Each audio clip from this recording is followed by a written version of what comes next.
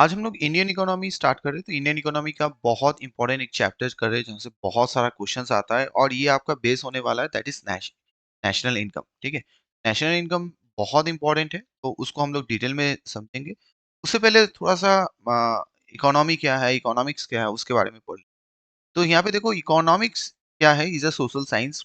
अच्छे से बोला गया है, it is a social science, is not a pure science. Pure science में आपका क्या है, आपका एक्सपेरिमेंट हो सकता है, आपका आप जो है लैब में जाके उसको उसका एक्सपेरिमेंट करके रिजल्ट ला सकते हो, बट यहाँ पे नहीं होता है। जो कंसर्न करता है production, distribution, consumption of goods and services, बस इतना ही है इकोनॉमिक्स। ये आपका इंडिविजुअल को भी स्टडी करता है, बिजनेस, गवर्नमेंट, नेशन, सभी चीजें को make choices and allocating resource to satisfy their wants and need. तो यहाँ पे क्या है कि ये स्टडी क्या करता है, इंडिविजुअल हो, बिजनेस हो, गवर्नमेंट हो, नेशन हो, हाउ वो कैसे चॉइस करते हैं, उनके पास जो भी रिसोर्सेज है वो उनको कैसे चॉइस करके अपना सब जो नीड है, वांट है, उसको सेटिस्फाई। ठीक है, इकोनॉमिक्स जो है can be classified as macro economics, ये भी याद रखना, which consider on the behaviour of aggregate economy as a whole. Macro economics मतलब एज अ होल, जैसे इंडिया के बारे में बात करें तो एज अ होल इंडिया के इकोनॉमी कैसा है वो को अगर हम लोग डील करें तो that is macro economics. And micro economics is focus on individual consumer and business. Micro economics में जब बात करेंगे तो एक एक इंडिविजुअल, एक बिजनेस, छोटा हो बड़ा हो, बिजनेस को हम लोग जब फोकस करते हैं तो वो हो जाता है micro economy. An economy is a large set of interrelated production and consumption activity that facilitate in determining how scarce resources are allocated. Economy क्या है, बेसिकली जो भी आपका प्रोडक्शन हो या कंजम्पशन हो, एक्टिविटीज को उसको फैसिलिटेट करना होता है, और कैसे आप जो हमारे पास लिमिटेड रिसोर्स है उसको आप कैसे एलोकेट करोगे, ये भी इकोनॉमी का काम है। The production, consumption, and goods and services are used to fulfill the needs of those living and operating within the economy, which is also known as economy system. तो यहाँ पे देखो, प्रोडक्शन कंजम्पशन जो goods है और services है वो use होता है फुलफिल करना, जो यहाँ पे रहते हैं या इकोनॉमी को ऑपरेट करते हैं। इसी सिस्टम को हम लोग क्या कहते हैं, कॉल्ड इकोनॉमिक सिस्टम। तो यहाँ पे देखो, दो चीज बहुत इंपॉर्टेंट आता है, एक तो मैक्रो इकोनॉमिक्स आपको आइडिया होना चाहिए, माइक्रो इकोनॉमिक्स आइडिया हो जाए, और इकोनॉमिक्स कहते हैं ये भी आइडिया हो। तो टाइप्स ऑफ इकोनॉमी में क्या आता है, देखो सबसे पहले market economy, non market economy, mixed economy, तीन चीजें हम लोग। इकोनॉमी क्या करता है, बेसिकली डिपेंड करता है demand and supply of goods and services in इस डोमेन। तो मार्केट इकोनॉमी में क्या है, जहां पे अनरेस्ट्रिक्टेड कंपटीशन है बिटवीन प्राइवेटली ओन्ड बिजनेसेस, मतलब मैक्सिमम प्राइवेट प्लेयर्स हो, वो अपने आप में जो है पूरा कंपटीशन करे, उसको कहते हैं market economy. Non market economy क्या है, जहाँ पे गवर्नमेंट इंटरवेंशन करता है, गवर्नमेंट पार्ट लेता है और एलोकेट करता है goods and resource and determining prices. Government क्या करेगा, गवर्नमेंट अपना पूरा बोल देगा किसका क्या प्राइस होना चाहिए, गवर्नमेंट सब चीज में इंटरवेंशन करेगा, एलोकेट करेगा गुड्स को, उसको नॉन मार्केट इकोनॉमी कहते हैं। मिक्स्ड इकोनॉमी कहाँ पे हो जाएगा, जहाँ पे प्राइवेट प्रॉपर्टी भी अलाउ हो, पूरा फ्रीडम के साथ काम करना, और जहाँ पे गवर्नमेंट इंटरफेरेंस भी हो economic activities, so that social aim, जो सोशल एक्टिविटीज है, जो मतलब गरीबों को, पिछड़ों को जो फैसिलिटीज प्रोवाइड करना हो, वो भी उनका हित के लिए भी गवर्नमेंट इंटरवेंशन करता है। In every economy, capacity and potential of activity are instrumental in running the economy as a whole. Being for this, national income accounting is very essential for a country. जब तक तुम national income नहीं करोगे तब तक तुमको पता नहीं चलेगा बेसिकली क्या हो रहा है, कितना हम लोग के पास वेल्थ है, कितना हमारे पॉपुलेशन है, कितना पर कैपिटा इनकम है, कंट्री कितना जो है आगे बढ़ रहा है, ये सब हम लोग को नहीं पता चलेगा। और देखो, सर्कुलर फ्लो ऑफ इनकम क्या होता है, तो यहाँ पे आप देख सकते हो, ये जो circular capital, labour, land, enterprise कहाँ पे जाता है, बिजनेस, ये कहाँ जाता है, गुड्स एंड सर्विस फ्लो होके कहाँ जाता है, हाउस होल्ड को, फिर देखो हाउस होल्ड बिजनेस फार्म, फिर बिजनेस फार्म से हाउस होल्ड, ये एक सर्कुलर फ्लो ऑफ इनकम का चार्ट है। अब नेशनल इनकम में आते हैं। नेशनल इनकम क्या है, is aggregate of factor income and earn by normal resident of a country in accounting. कुछ नहीं है, ये एक टोटल है, किसका टोटल है ना, आपके कंट्री में, सपोज इंडिया में, इंडिया के जितने भी रेसिडेंट्स हैं उनका एक साल में जितना भी पैसा उन्होंने अर्न किया उसको एग्रीगेट कर दो, टोटल कर दो, तो वो नेशनल इनकम हो जाएगा। It is a total of factor income such wages हो गया, सैलरी, रेंट, इंटरेस्ट, प्रॉफिट, जो भी receive by factor of production, जैसे लेबर, कैपिटल, लैंड, एंटरप्रेन्योरशिप, जो भी पैसा आपको मिला, जो भी आप अर्न कर रहे हो, उसका टोटल करोगे, नेशनल इनकम आ जाएगा। In other words, national income is the value of all final goods and service produced by the normal resident of a country in an accounting. कुछ नहीं, अदर वर्ड में आप बोलोगे तो कुछ ये क्या है, जितने भी goods and services, final final intermediate नहीं है। तो फाइनल गुड्स एंड सर्विसेज जो भी आप एक साल में normal citizen of that country, मान लो इंडिया, तो वो प्रोड्यूस हो, तो उसको हम लोग नेशनल इनकम कहें। बेसिकली हम लोग का जो अकाउंटिंग पीरियड है फर्स्ट फर्स्ट अप्रैल से 31 मार्च। अभी ग्रॉस डोमेस्टिक प्रोडक्ट क्या है? And its variants are NDP, gross national product, NNP. ये हम लोग क्या है ये देखो, where GDP is the measure of aggregate value of all the final goods and service produced in economy in a financial within the domestic territory। खूब बहुत important है ये। जीडीपी बेसिकली क्या है? जीडीपी जो भी आपका फाइनल गुड्स और सर्विसेज जो प्रोड्यूस हुआ है एक फाइनेंशियल सिस्टम ईयर में, मान लो ये अभी हम लोग का जो ईयर चल रहा है 23 से 23-24 का, 23-24 का, इसमें जो भी मान लो प्रोड्यूस होता है final goods and services domestic territory, India का बाउंड्री के अंदर, बाउंड्री के बाहर नहीं, ये नहीं जो फॉरेन में रहते हैं उनका भी इनकम जोड़ोगे वो सब नहीं, बाउंड्री के अंदर में जो भी करोगे उसको कहेंगे जीडीपी, ग्रॉस डोमेस्टिक प्रोडक्ट। ठीक है, यहाँ पे भी दिया हुआ है देखो, sum total of gross value added of all the firms in का रेफरेंस। अच्छा, NI national income either estimate on factor cost और ऑन मार्केट। तो ये भी क्वेश्चन आता है नेशनल इनकम जो है वो कैसे तुमका एस्टिमेट होता है, एस्टिमेट कैसे करते हो? तो दो तरीके से कर सकते हो, एक तो फैक्टर कॉस्ट से कर सकते हो और एक मार्केट प्राइस से कर। GDP growth rate is indicate performance of the country, देखो इसीलिए बहुत इंपॉर्टेंट है। जीडीपी पर कैपिटा क्या है? It indicates level of economic development in comparison to other country. Per capita से क्या होगा? आप कंपेयर कर सकते हो दूसरे कंट्री से, जैसे अब नेपाल से क्या है, बांग्लादेश से क्या है, पाकिस्तान से क्या है, यूएसए, चाइना के लेवल से कितना आप अच्छे हो, आपका इकोनॉमिक डेवलपमेंट कैसा चल रहा है, वो आप जीडीपी पर कैपिटा से। अब हिस्ट्री समझ लेते हैं। तो देखो पहला जो एस्टिमेट्स हुआ था नेशनल इनकम का, वो पहली बार जो ब्रिटिश पीरियड में हुआ था। उस टाइम के बहुत ही नोटेबल इकोनॉमिस्ट थे Dadabhai Naoroji, William Digby, V K R V Rao and R C Desai, first किया था। फर्स्ट अटेम्प्ट दादा भाई नौरोजी ने किया था 1868 को। ये बहुत बार क्वेश्चन में आ चुका है। एनुअल पर economy computed by him was 20। उस टाइम कितना था? पर कैपिटा इनकम जो था दैट इज ओनली 20 रुपीस था। फर्स्ट साइंटिफिक मेथड जो कंप्यूट किया नेशनल इनकम को, वो क्या था? Doctor V K R V Rao, 1931-32 scientific. ये फर्स्ट अटेम्प्ट था, बट पहला साइंटिफिक होगा तो आपका वो हुआ था 31-32 में, doctor V K R V Rao ने किया था।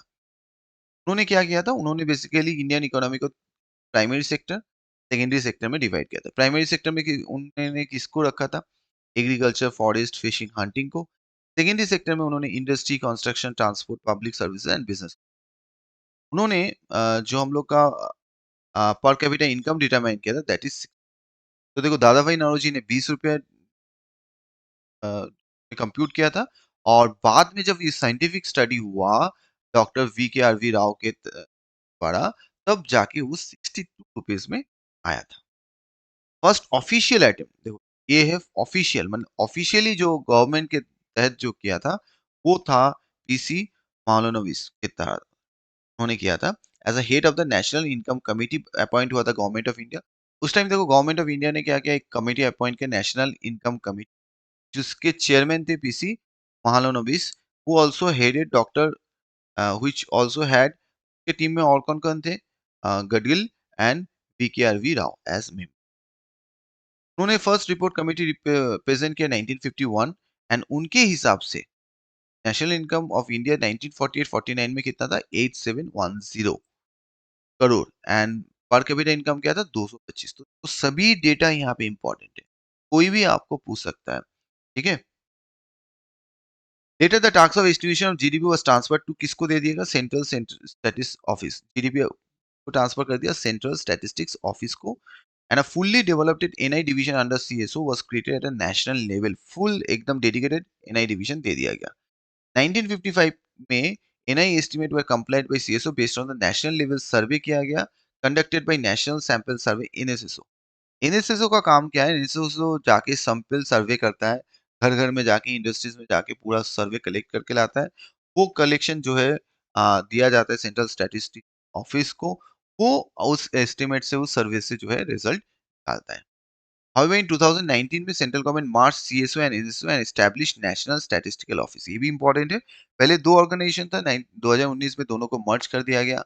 सीएसओ, एनएसएसओ को मर्ज करके अभी जो है नेशनल स्टैटिस्टिकल ऑफिस, वो किसके अंडर में काम करता है? Ministry of statistics and programme implementation, MOSPI के अंदर में काम करता है। नेशनल स्टैटिस्टिकल ऑफिस जो है आज के डेट में, ये तो 2009 में हुआ।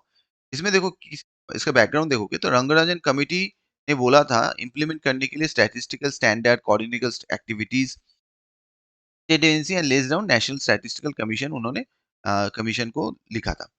दे विल बी उसमें क्या होगा, ये नेशनल स्टैटिस्टिकल ऑफिस में 3 डायरेक्टर जनरल्स होंगे। एक डीजी स्टैटिस्टिक्स होगा, एक डीजी कोऑर्डिनेशन एडमिनिस्ट्रेशन पॉलिसी होगा, एक डीजी नेशनल सर्वे होगा, ठीक है? जो रिपोर्ट करेगा सेक्रेटरी आपका मिनिस्ट्री को, ministry of statistics and implementation, programme implementation को। नेशनल स्टैटिस्टिकल कमीशन ये क्या है? It is an autonomous body which was formed in 2005 under recommendation of Rangarajan commission. ये भी पूछ सकते हैं, नेशनल स्टैटिस्टिकल कमीशन जो है एक ऑटोनोमस 2005 में किसके रिकमेंडेशन से बना था? Chief statistician of India and secretary must be the secretary to the commission, ये इनके सेक्रेटरी होंगे। Objective of the constitution is to reduce the problem faced by statistical energy in the country too, इनका basically क्या काम था? इनका काम था जो भी हम लोग के एजेंसी से जो डेटा कलेक्ट करते हैं, उनको प्रॉब्लम को कम करने के लिए इनका जो है ये हेल्प करते थे। अब चलो आते हैं कंपटीशन ऑफ एनआई कैसे होता है? तो NSO device Indian economy 3 sector, NOC ने क्या किया? 3 सेक्टर में इंडियन इकोनॉमी को डिवाइड कर दिया। एक तो primary sector, secondary, tertiary sector. अब यहाँ पे देखो प्राइमरी सेक्टर में क्या-क्या आता है? एग्रीकल्चर और जैसे फॉरेस्ट्री, फिशिंग, एनिमल हस्बेंड्री, उसके बाद देखो सेकेंडरी सेक्टर और इंडस्ट्री सेक्टर भी हम लोग इसको कहते हैं सेकेंडरी को। तो में इसमें क्या आता है? माइनिंग, ट्रेडिंग आता है, manufacturing, electric gas and construction, ये सब आता है। तो कोई भी आपको उठा के बोलेगा, ये मान लो माइनिंग एंड क्वेरिंग, ये कौन से सेक्टर में आएगा? ठीक है, तो आपको इसको अच्छे से याद रखना है। टर्शरी और सर्विस सेक्टर, इसमें क्या आता है? जैसे ट्रेड हो गया, hotel, transport, storage, communication, financial, real estate, professional service, जितने भी सर्विस है, public administration, defence and other service, सभी इसमें आ जाते हैं। तो आज के डेट में भी देखोगे, देखो उस टाइम 55 में प्राइमरी सेक्टर का कितना रोल था? Tertiary 30 and secondary 15। लेकिन 1920 में देखो प्राइमरी 18% हो गया, टर्शियरी जो है आपका 55, मतलब सर्विस सेक्टर आपका इतना हो गया, सेकेंडरी 27%। और अभी 2021 के भी देखोगे तो प्राइमरी आपका 20% है, ये 54 है, ये 26 है, ठीक है? अब इसमें हम लोग आते हैं, देखो डोमेस्टिक और इकोनॉमिक टेरिटरी में क्या आता है, इंपॉर्टेंट कंसेप्ट नेशनल इनकम, क्योंकि वो तो हम लोग को जानना है ना। हम लोग कहते हैं जी जीडीपी क्या होगा, डोमेस्टिक इकोनॉमिक टेरिटरी में आता है। It refers to the geographical territory administered by the Indian government within which the person, goods, capital can circulate freely। मान लो इंडिया का जो बाउंड्री है, इसमें तो गुड्स कोई तो रिस्ट्रिक्शंस है नहीं। Foreign embassies located in India are not a part of domestic economy. Foreign embassies जैसे जैसे हम लोग के यूएसए में, यूके में हम लोग के जो एम्बेसीज खुला हुआ है, वो लेकिन पार्ट नहीं होता। whereas Indian embassies located abroad are a part of domestic।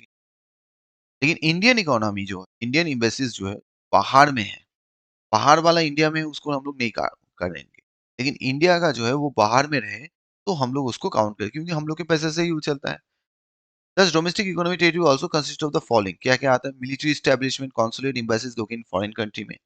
Fishing vessels, ships, aircraft operated by the resident of country fall under the domestic territory, even if they frequent the foreign geographic or political boundary. For revenue and profit of Air India are counted within the India। देखो air India क्या है? Air India मान लो ये बड़े-बड़े ships जो है, वो यहाँ से जो है बाहर लेके जाते हैं। वहाँ रेवेन्यू अर्न करते हैं। तो तुम बोलोगे नहीं, इंडिया एयर इंडिया जो है यहाँ से यूएसए गया, तो इनकम हुआ। तो वो किसके जा गई? यूएसए में ट्रैवल तो किया, लेकिन ये तो इंडिया का बाउंड्री नहीं है। लेकिन तब भी जो है इसमें आएगा, क्योंकि ये जो है ये व्हीकल्स जो शिप्स, एयरक्राफ्ट जो होता है, वो कौन ऑपरेट करता है? ये रेसिडेंट ऑफ इंडिया ऑपरेट करता है, ठीक है? उसीलिए ये आया। नेक्स्ट आता है देखो market price. Market price is the price that a consumer pay for a product while purchasing it from the seller. तो जो तुम सेलर से खरीद रहे हो, वही तो मार्केट प्राइस है ना। Is the price at which the unit are sold in the economy taken into effect the indirect tax and subsidy. ये क्या है? ये आपका इसमें इनडायरेक्ट टैक्सेस भी आ जाएगा, सब्सिडीज भी आ जाएगा, सब कुछ आएगा। तो कॉस्ट तो आएगा ही आएगा। उसके साथ क्या जुड़ जाता है? उसके साथ टैक्स जुड़ जाता है, कुछ सब्सिडीज है, तो सब जोड़ के तब जाके ये मार्केट प्राइस होता है। फैक्टर कॉस्ट क्या होता है? It refers to the cost of factor of production that is incurred by a firm when producing services. Factor cost मतलब बेसिकली कॉस्ट, जो कॉस्ट इसके ऊपर पड़ता है ना, that is factor cost. Example of such production cost include paying salary, wages, cost, rent, सभी आते हैं। The factor cost does not include indirect tax like GST, जो भी गवर्नमेंट को हम लोग पे करते हैं, it is not indirectly related to production process but subsidy received are included in the factor cost. बहुत इंपॉर्टेंट है देखो। फैक्टर कॉस्ट में बेसिकली क्या है, हमने वहाँ पे भी बोला, जो हम लोग का मार्केट प्राइस में क्या-क्या 3 चीज़ रहता है। तो मार्केट प्राइस में आपका कॉस्ट रहेगा, ठीक है? उसके बाद आपका टैक्स रहेगा, उसके बाद आपका सब्सिडीज़ रहता है। लेकिन फैक्टर कॉस्ट में हम लोग क्या करेंगे, मार्केट प्राइस से टैक्सेस जो है उसको माइनस कर देंगे, लेकिन सब्सिडीज़ रखेंगे, सब्सिडीज़ पार्ट होता है इसमें, ठीक है? और यहाँ पे देखो और एक चीज़ है, नेट इनडायरेक्ट टैक्सेस में क्या है, टैक्सेस से सब्सिडीज़ को माइनस करोगे तो वो नेट इनडायरेक्ट टैक्स। मान लो सब्सिडीज़ जो है टैक्सेस में आपका इंक्लूड है, तो आपको सब्सिडीज़ क्योंकि हम लोग इंक्लूड करते हैं, तो सब्सिडी आप माइनस कर दो, उसके बाद आप सब्सिडी इनडायरेक्ट टैक्स को ऐड करो। क्योंकि सब्सिडीज़ हम लोग को रखना है, रिसीव्ड एंड इंक्लूडेड ये याद रखना, सब्सिडीज़ हम लोग को इंक्लूड करना है। तो मान लो वो सब्सिडीज़ अगर इनडायरेक्ट टैक्स में घुसा हो, तो आपको माइनस कर देना है, ये याद रखना। क्योंकि हमेशा क्या होता है, कुछ इन टैक्सेस में ही सब्सिडीज इंक्लूड रहता है, तो उसको माइनस करके सिर्फ टैक्स पोर्शन हम लोग को करना है, क्योंकि सब्सिडीज हम लोग को फैक्टर कॉस्ट में रखना होता है। अब देखो डिप्रिसिएशन और कंजम्पशन ऑफ फिक्स कैपिटल, ये क्या होता है, जो भी आप एसेट यूज करते हो कुछ प्रोडक्शन के लिए, उसका तो वेयर एंड टियर होता है ना, वो तो खराब हो जाता है। तो वो जो है डिप्रिसिएशन कहते हैं। तो हम लोग जब एनडीपी निकालेंगे, नेट डोमेस्टिक प्रोडक्ट निकालेंगे, तो हम लोग जीडीपी से डिप्रिसिएशन माइनस कर देते हैं। Net factor income from abroad, difference between factor income जो रेंट वेजेस है earn by the normal resident of India who are temporary resident abroad, and factor income earn by non resident temporary residing in. तो दो चीज होता है, यहाँ के जो है वहां पे अर्न कर रहे हैं, बाहर के जो है यहाँ पे अर्न कर रहे हैं, तो ये क्या होगा, इन एफ आई ए क्या होता है, net factor income from abroad, factor income from the rest of the world minus factor income to R O W, ठीक है। तो यहाँ पे देखो नॉन रेजिडेंट जो भी है, रेस्ट ऑफ द वर्ल्ड है, तो यहाँ पे factor income from rest of the world और factor income to rest of the world, तो ये दोनों का डिफरेंस होता है। मान लो हमने बाहर से इनकम किया 100 रुपया, और हमने यहाँ पे जो रह रहे हैं उनको पेमेंट किया 50 रुपया, तो हम लोग का नेट एफ आई ए क्या होगा, ये 50 रुपया आएगा, क्योंकि हमने अर्न किया इतना और हमारे देश से लेके चले गए वो 50 रुपये, तो इफेक्टिव क्या होगा 50। NI include income of only normal resident of India, while computing national income, which matters is the resident of status and not the citizen. तो एनएनपी क्या है, देखो एनडीपी एंड एनआईएफए दोनों आएगा। तो जब आप एनएनपी नेशनल निकालोगे, नेट नेशनल प्रोडक्ट निकालोगे, डोमेस्टिक नहीं कर रहे, उस टाइम तो देखो एनडीपी तो आएगा ही आएगा। एनडीपी आएगा, एनडीपी का मतलब क्या है, जीडीपी से आप डिप्रिसिएशन माइनस करो तो एनडीपी तो आएगा, एंड ये वाला भी आएगा, net factor income from abroad. इसमें भी क्या है, कितना आपको मिला, कितना आपने किया, उसका डिफरेंस करके एनआईएफए। तो ये बहुत इंपॉर्टेंट कॉन्सेप्ट है। ट्रांसफर पेमेंट क्या होता है, basically transfer payment are all those unilateral payment corresponding to which there is no exchange of goods and service in the economy. तो जहाँ पे corresponding to there is no, कोई goods and service exchange नहीं हुआ रहा है, वहाँ पे जो भी पेमेंट का ट्रांसफर होगा उसको हम लोग ट्रांसफर सिस्टम, जैसे गिफ्ट्स हो गया, donation, old age, disability, unemployment compensation. बाहर में कोई रहता है वो जो है डोनेशन भेज रहे हैं, इंडिया में गिफ्ट भेज रहे हैं, जो पेंशन है अपने माता पिता उनको भेज रहे हैं, ये सब जो है होता है। Pension to retired employ is not a transfer payment as a service were already rendered by them before. ये देखो पेंशन आप देखो जो रिटायर्ड एम्प्लॉय को दोगे वो ट्रांसफर पेमेंट नहीं होता, वो तो काम किया है ना उन्होंने। ट्रांसफर पेमेंट लेकिन याद रखना वो नेशनल इनकम में इंक्लूड नहीं होता है, क्योंकि ट्रांसफर पेमेंट बेसिकली क्या है, वो किसी का जो है वो किसी को गिफ्ट भेज रहा है, डोनेशन भेज रहा है, तो ये तो कुछ अर्निंग अलग से नहीं हो रहा ना, तो इसको हम लोग नहीं, लेकिन पर्सनल इनकम में वो तो होगा। Person said to be normal resident, अच्छा नॉर्मल रेजिडेंट किसको कहेंगे, ordinary resident in India and whose centre of economic interest lies in India. दो चीज होता है, मान लो जो यहाँ पे रहता है वो तो होगा ही होगा, और जिसका इकोनॉमिक इंटरेस्ट, जिसका बिजनेस हो, कुछ भी हो, वो इंडिया में हो। A person residing for 1 year or more in India consider as ordinary resident in India. A normal resident may or may not be a citizen of India. Normal resident हो सकता है लेकिन वो सिटीजन नहीं भी हो सकता, सिटीजनशिप उसने नहीं लिया है। A person has a economic interest in India if he carry out the economic activity like production consumption. Normal resident also include, देखो नॉर्मल रेज़िडेंट में ये भी आएगा, Indian working in the Indian embassy abroad, वो भी आएंगे, जैसे ambassador हो आएंगे।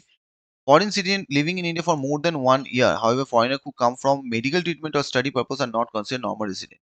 मान लो कोई भी फॉरेनर इंडिया में आया है, ठीक है? तो वो अगर नॉर्मली 1 साल से ज़्यादा है, वो नॉर्मल सिटीजन रहेंगे, लेकिन कोई भी अगर मेडिकल ट्रीटमेंट के लिए आता है, पढ़ने के लिए आता है, उनको नॉर्मल सिटीजनशिप नहीं माना जाएगा। Normal resident do not include, किसको नहीं करते? Foreign working in the Indian embassy abroad, जो भी इंडियन एम्बेसी में कोई फॉरेनर काम करता है उसको नहीं रखेंगे। Foreigner working in the office of WHO IMF located in India, India में मान लो डब्ल्यूएचओ आईएमएफ का ऑफिस है, उसमें फॉरेनर काम करते हैं उसको भी देंगे। Ambassador of other country posted in India, India में जो भी मान लो आज यूएसए का एक एम्बेसी है, उसको भी हम लोग नहीं इंक्लूड करेंगे। उसके भी जो भी एम्बेसडर्स हैं, नहीं include. Foreign technical expert working in India for period less than 1 year. Foreign technical expert है, 1 साल से कम कम करे तो उसको नहीं लेंगे, लेकिन 1 साल से ज़्यादा हो जाए तो उसको लेंगे। अब देखो रियल वर्सेस नॉमिनल जीडीपी क्या है? तो रियल वर्सेस नॉमिनल जीडीपी देखो, रियल जीडीपी क्या है? Is a inflation adjusted measure that reflect the value of all goods and service. मान लो आपका जो नॉर्मल रियल जीडीपी में आप क्या करोगे, क्योंकि देखो आज के डेट में इन्फ्लेशन तो है। अगर आप इन्फ्लेशन को माइनस कर देते हो, तो उसको हम लोग क्या करेंगे? That is real GDP. Nominal GDP क्या है? Nominal GDP is a market value, current market price, quantity कितना प्रोड्यूस हुआ। सिंपल फंडा है market value of all goods and services produced in the financial year. The final value changes every year due to 2 reason. Change in actual और physical production होगा, और change in, तो देखो ये भी चेंज हो या ये भी चेंज हो, आपका नॉमिनल जीडीपी तो चेंज होगा ही होगा। As a mere inflation effect, the real change which impact the investment and employment scenario is the first one. So the inflation impact is discounted to compute GDP in real term. तो inflation को भी आपको discounted करना पड़ेगा। Discount मतलब आज के date में कितना होगा वो आपको करना पड़ेगा। Discounting factor is called GDP deflector. अब डिस्काउंटिंग कैसे करोगे? उसका नाम क्या देता है? जीडीपी डिफ्लेटर हम लोग नाम देते हैं। जीडीपी डिफ्लेटर कैसे होगा? नॉमिनल जीडीपी है आपका, उसके साथ रियल जीडीपी इंटू 100। तो ये ही आपका नॉमिनल जीडीपी से एक्चुअल जीडीपी है। रियल जीडीपी क्यों करें? रियल जीडीपी में क्या करेंगे हम लोग? इन्फ्लेशन को माइनस करेंगे। तो उसके हिसाब से नॉमिनल जीडीपी आपका कितना है परसेंटेज करेंगे, तो इसको कहते हैं आपका GDP deflator. Best indicator inflation in the country of in, GDP deflator actual inflation कितना है वो आपको बता देगा। ठीक है, और nominal GDP is nothing but GDP at current price, और real GDP is at constant price. तो real GDP is GDP at constant price, और नॉमिनल जीडीपी जो है वो करंट प्राइस। तो ये भी थोड़ा सा याद रखना। रियल जीडीपी इंडिकेट करता है क्या? चेंज इन आउटपुट कितना हुआ, और नॉमिनल जीडीपी में और में नॉट नहीं भी कर सकते। Real GDP is considered a better indicator of economic growth compare to nominal. Real GDP में क्योंकि इन्फ्लेशन एडजस्टेड है, तो इसीलिए आप कह सकते हो ये जो है और अच्छा है आपका एक्चुअल इकोनॉमिक ग्रोथ बोलने के लिए।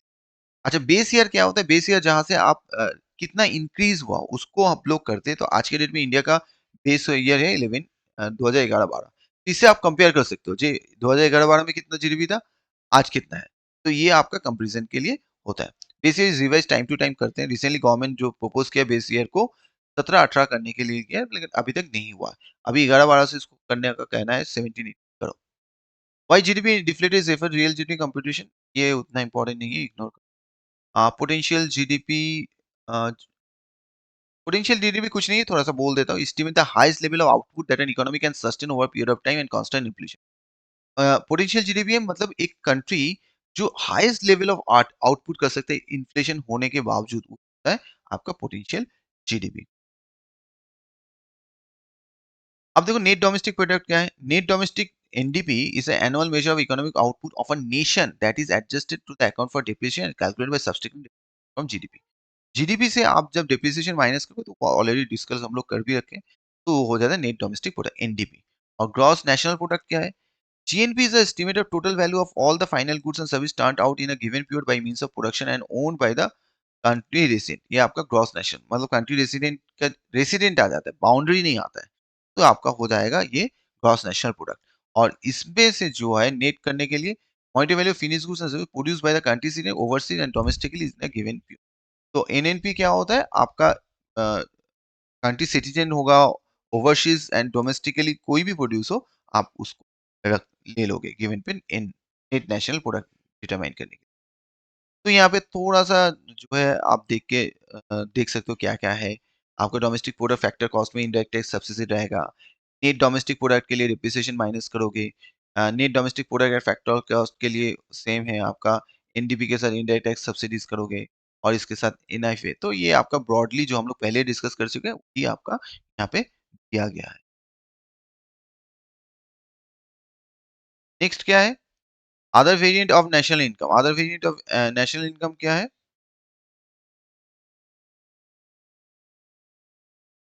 फिर देखो other variants of national income, personal income is the sum of all types of factor income actually received by the household including current transfer, कुछ नहीं पर्सनल इनकम ये है।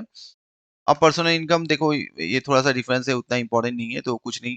इसमें पर्सनल इनकम मतलब खुद का इनकम और नेशनल इनकम मतलब देश का इनकम, तो वो तो रहेगा।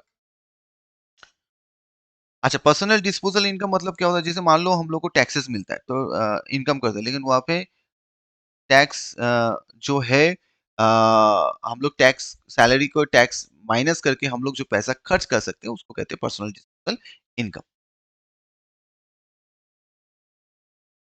छोड़ दो ये सब कुछ करना है। वेरियस एस्टिमेटेड नेशनल इनकम,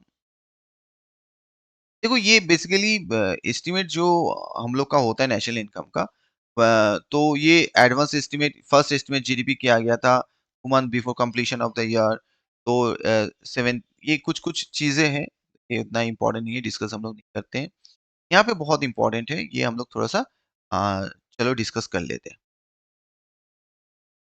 तो यहाँ पे 3 डिफरेंट मेथड्स होते हैं बेसिकली नेशनल इनकम, बहुत इंपॉर्टेंट क्वेश्चंस यहाँ से पूछे जाते हैं। तो यहाँ पे देखो सबसे पहला होता है प्रोडक्ट मेथड, और वैल्यू एडेड मेथड भी कहते हैं, इनकम मेथड और डिस्ट्रीब्यूशन मेथड, एक्सपेंडिचर मेथड और टोटल आउटले मेथड। 3 मेथड के कारण हम लोग तहत जो है हम लोग नेशनल इनकम को और जीडीपी को जो है हम लोग मेजर करते हैं। ठीक है, अब देखो सबसे पहले हम लोग प्रोडक्ट मेथड का कह लेते हैं। This is also called output method और वैल्यू एडेड मेथड। इसमें क्या होता है, जितने भी ग्रॉस वैल्यू एडेड है इस computed well is nothing but the difference between value of output and intermediate consumption all three sectors, primary secondary and, मतलब क्या होता है, जितने भी value of output of three sectors है उससे इंटरमीडिएट कंजम्पशन को आप अगर रिड्यूस कर दोगे, तो वो वैल्यू प्रोडक्शन, मतलब प्रोडक्शन बेसिकली आपको यहाँ पे करना है। Intermediate production, intermediate consumption refer to intermediate goods use in the production. क्यों, देखो फाइनल प्रोडक्ट से इंटरमीडिएट को हम लोग क्यों माइनस करेंगे, क्योंकि बेसिकली क्या होता है, इंटरमीडिएट तो हम लोग को फाइनल नहीं होता है, तो उसको माइनस करने के बाद जो है आप उसको हम लोग, क्योंकि डबल काउंटिंग ना हो, आप इंटरमीडिएट को भी लोगे, वो फिर आप फाइनल में भी लोगे, तो वो नहीं करना है। तो फाइनल प्रोडक्ट का ही आप प्रोडक्शन जो है उसको लोगे, तो आपका मेजर हो जाएगा। Following goods and service are included आता है किसमें, goods and service sold in the market to earn profit, goods and service not sold but supplied free of cost, for example free lunch, ये भी आता है। Own account production of fix capital, ये भी आता है। इंपोर्टेड रेंट और imputed interest भी, ये भी इंक्लूड होता है। इंप्यूटेड रेंट क्या होता है, when a property is owned and used by the same person, then rent is not actually paid by him to himself, that notion rate is termed as imputed rent and is a part of national income. मान लो आप अपना एक घर है, आप उसको rent में दिए हो लेकिन खुद यूज कर रहे हो, तो उसका जो एक नोशनल मतलब आप इनकम कर सकते थे, वो भी आपका आ सकता है।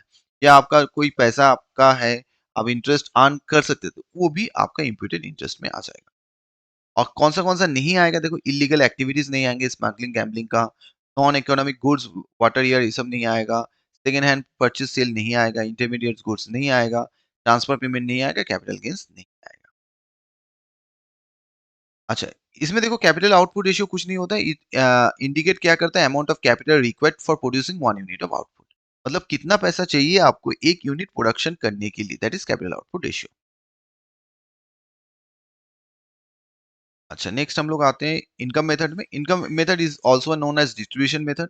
इसमें हम लोग क्या कहते हैं, 3 major heads are added to computed computed NDFC, ठीक है, एनडीपी एट फिक।